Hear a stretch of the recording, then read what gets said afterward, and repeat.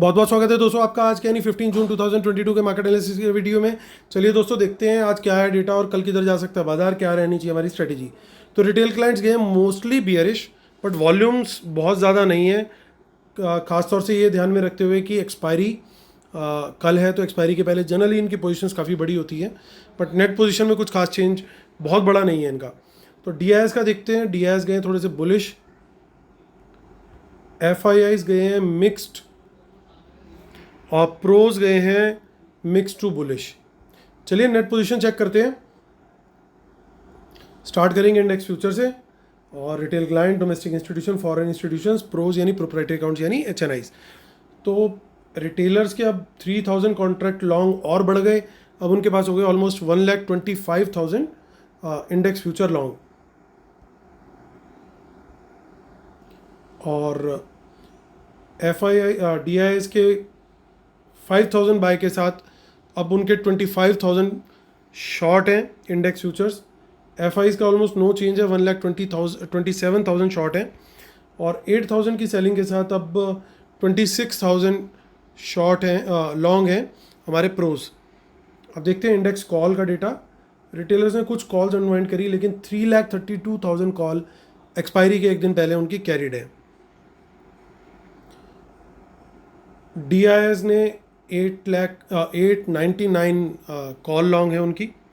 और एफआईज को देखें तो 21,000 का उनका बाय आया है आज कॉल में। 69,000 इंडेक्स कॉल लॉन्ग है उनके कॉन्ट्रैक्ट्स। प्रोज को देखें तो उन्होंने भी थोड़ी सी कॉल राइटिंग अपनी कवर करी है, लेकिन अभी भी 4 लाख से ऊपर यानी 4,02,000 कॉल राइट करके गए, सेल करके गए, यानी वो बहुत बियरिश हैं एटलीस्ट कल की एक्सपायरी को लेकर के। बाकी होगा क्या वो इवेंट बताएगी मेनली। सो इंडेक्स पुट का डेटा देखते हैं। 2,36,000 उनके पास पुट सेल है आज। 30,000 पुट्स उन्होंने कवर करी है रिटेलर्स ने। डीआईएस ने 38,000 पुट लॉन्ग कैरी किए हैं। एफआईआईज ने भी आज 9,000 के करीब पुट्स ऐड करी हैं। 2,81,000 पुट्स लॉन्ग है उनकी। प्रोज पुट सेल करके गए हैं आज भी, उनकी अब 83,000 पुट सेल हो गई है।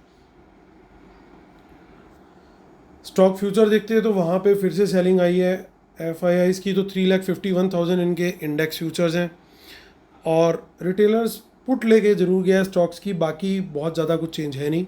स्मार्ट मनी ने किया है इसका उल्टा। चलते अब एनएसई की साइट पर और वहाँ पे देखते हैं वहाँ से क्या डेटा इनपुट्स मिल रहे हैं।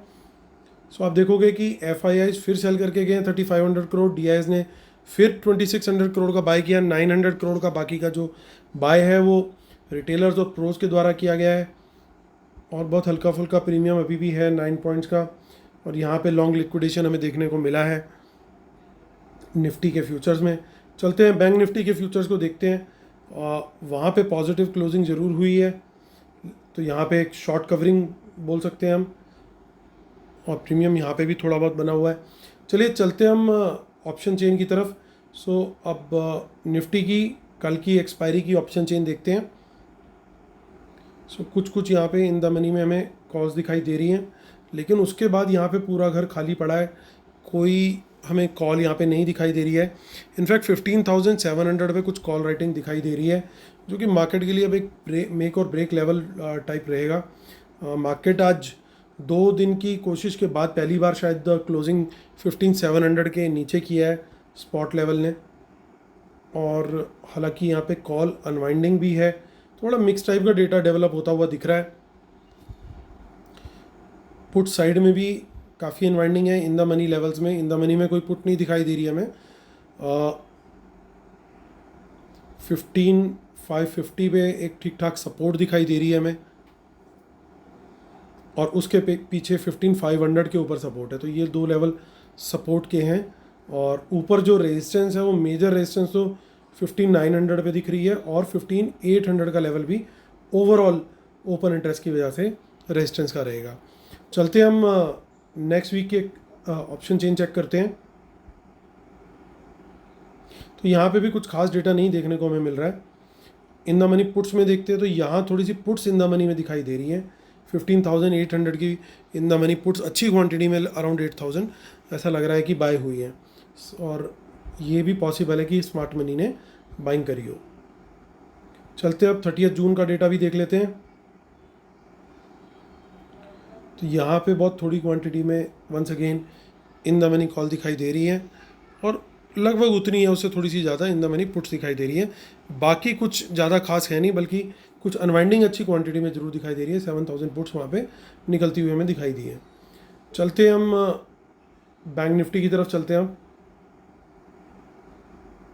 और वहाँ पे भी कल की एक्सपायरी से शुरुआत करते हैं। सो बैंक निफ्टी के अंदर हमें कुछ खास कोई भी इन द मनी कॉल नहीं दिखाई दे रही है, अनवाइंडिंग दिख रही है रदर, और 33,500 पे अनवाइंडिंग दिखाई दे रही है, यानी राइटर्स यहाँ से निकलते हुए दिखाई दे रहे हैं, रिस्क नहीं लेना चाह रहे ज़्यादा, ऐसा लग रहा है। सो ये लेवल रेजिस्टेंस का रहेगा ज़रूर टोटल ओपन इंटरेस्ट की वजह से, बट शायद इजी टू ब्रेक होगा अगर मोमेंटम आया और कोई न्यूज़ रही तो, और इसके ऊपर फिर बैंक निफ्टी जो है वो हमारा रॉकेट भी बन सकता है। अब यहाँ पे देखते हैं 33,000 के ऊपर सपोर्ट है। देखिए यहाँ पे ऑप्शंस के अंदर बहुत ज़्यादा कुछ हमारे को चेंज इन ओपन इंटरेस्ट नहीं देखने को मिला आज एक्सपायरी के दिन। जनरली एक दिन पहले ऐसा नहीं होता, क्योंकि मोस्टली पोजीशंस ऐसा लग रहा है वो पहले से ही सब लोग बना के बैठे हुए थे। तो यहाँ पे जो सपोर्ट रहेगी दोस्तों, वो सपोर्ट की भी बात कर लेते हैं एक बार ज़रूर। सो सपोर्ट हमारी 33,000 के ऊपर एक साइकोलॉजिकल और ओवरऑल बहुत बड़ी सपोर्ट है। इसके नीचे फिर एक मार्केट को बड़ी दिक्कत आ सकती है। हालांकि पहली सपोर्ट 32,700 दिख रही है और उसके बाद 32,500। चलते हैं आगे की ऑप्शन चेन देख लेते हैं, फिर अपनी शीट की तरफ वापस मूव करेंगे। तो यहाँ पे आप देख सकते हो कि इन द मनी कॉल्स नहीं दिख रही हैं, लेकिन इन द मनी पुट्स में ज़रूर थोड़ी सी एंट्री होती हुई दिखाई दे रही है। यानी अभी तक जितना डेटा देखा है हमने, मोस्टली हल्का सा बायस आज की जो इंक्रीमेंटल पोजीशन है मुझमें अभी तक 30 जून की भी देख लेते हैं, चलिए उसके बाद मैं बोलता हूँ। सो 30 जून की पोजीशन में कुछ भी खास नहीं दिख रहा, थोड़ी सी अनवाइंडिंग जरूर है। सो नई पोजीशन को देखते हुए दोस्तों कुछ 60-40 टाइप तक का बायस मुझे लग रहा है नेगेटिव साइड का। और हालांकि सब कुछ इवेंट पे डिपेंडेंट है, लेकिन रूल्स और डिस्क्लेमर दोस्तों जरूर पढ़ लीजिएगा। जिन्होंने वेबिनार नहीं अटेंड करी है वो वेबिनार भी अटेंड कर सकते हैं। आज हमने 2 ट्रेड शेयर किए और एक ट्रेड के अंदर हमारा पार्ट प्रॉफिट बुक हुआ और दूसरा कॉस्ट पे ट्रेलिंग एसएलयूट हुआ, और दूसरा जो ट्रेड था हमारा वो प्रॉफिट में गया। उसके बाद हमने आज कोई ट्रेड रादर एक क्लोजिंग टाइम पे फिर हमने दोबारा ट्रेड लिया था, उसमें भी हम लोग अराउंड 10-15% का हमें गेन मिला, और उसमें भी हम ऑप्शन प्राइस में, और उसको भी हमने बुक किया था। सो चलिए अब करते हैं। तो जो लोग ज्वाइन करेंगे वेबिनार, उन लोग को लाइव एनालिसिस और ट्रेड्स मिलने शुरू हो जाएंगे इमीडिएट बेसिस पे। तो चलिए दोस्तों, क्लोजिंग से पहले डेटा एक बार देख लेते हैं वीडियो कंक्लूड करने से पहले। तो नेगेटिव में बैठे हैं बिल्कुल क्लियरली इंडेक्स फ्यूचर, इसमें कुछ छुपाव हो नहीं सकता। कॉल साइड पे थोड़ी सी इन्होंने बाइंग जरूर करी है, लेकिन इन्होंने पुट साइड में भी आज बाइंग करी है, ये बड़ा क्लियरली दिख रहा है। और स्मार्ट मनी यहाँ पे पुट बाय करके गई है। हालांकि हो सकता है थोड़ी दूर की पुट्स इन्होंने बेची हो, बट ये पॉसिबिलिटी काफ़ी अच्छी है कि इन द मनी पुट्स इन लोगों ने ही कैरी करी हो। और स्टॉक फ्यूचर्स में भी थोड़ा नेगेटिव गए हैं, उसकी क्वांटिटी भी इन्होंने घटाने की कोशिश करी है।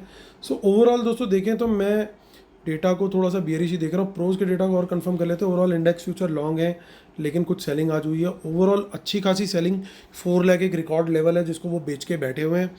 और पुट साइड पे भी लेकिन इन्होंने एक इनिशिएट कर दी है पोजीशंस, तो ये एक बड़ी सरप्राइजिंग बात है। इसका मतलब ये भी पॉसिबल है कि कल मार्केट जो है एक बार रेंज बाउंड जा सकता है। अच्छा, यानी एक लिमिट रहेगी, कोई भी अगर फॉल आया भी तो एक फ्री फॉल नहीं होना चाहिए, कहीं ना कहीं उसको बाउंस जरूर मिलेगा, सपोर्ट जरूर मिलेगी, ऐसा लगता है। मतलब ये नहीं होगा कि इवेंट है तो बहुत ही ज़्यादा बुरा हाल हो जाए एकदम से, वो शायद ना हो, क्योंकि ये कहीं ना कहीं ये पुट राइटर्स जो है बाज़ार को थोड़ा सपोर्ट देने की ज़रूर कोशिश करेंगे।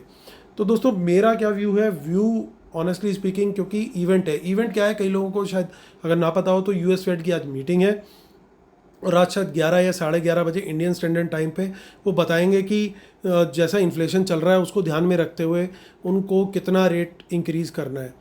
इस समय जो सिचुएशन है वो मैक्रो इकोनॉमिकली बहुत वीक सिचुएशन है, पर्टिकुलरली यूएस की। जिस तरीके से उन्होंने करेंसी प्रिंटिंग करी है, तो उसके चलते ऑब्वियसली इन्फ्लेशन तो बढ़ना ही था। वो करेंसी विड्रॉ तो हो नहीं सकती सिस्टम से, उसको विड्रॉ करने का एक ही तरीका होता है कि इंटरेस्ट रेट जो है वो बढ़ा दो, रेपो रेट वगैरह ये सब चीज़ें जो होती हैं उनको बढ़ा दो, ताकि मार्केट से लिक्विडिटी जो है करेंसी की वो कम हो, जिसकी वजह से इन्फ्लेशन बढ़ रहा है।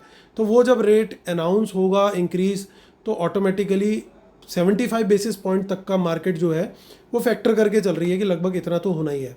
अब इसके अलावा कुछ और नेगेटिव कमेंट आ गए तो मार्केट जो है उसको नेगेटिवली लेगा, फिर बाजार नीचे जा सकता है।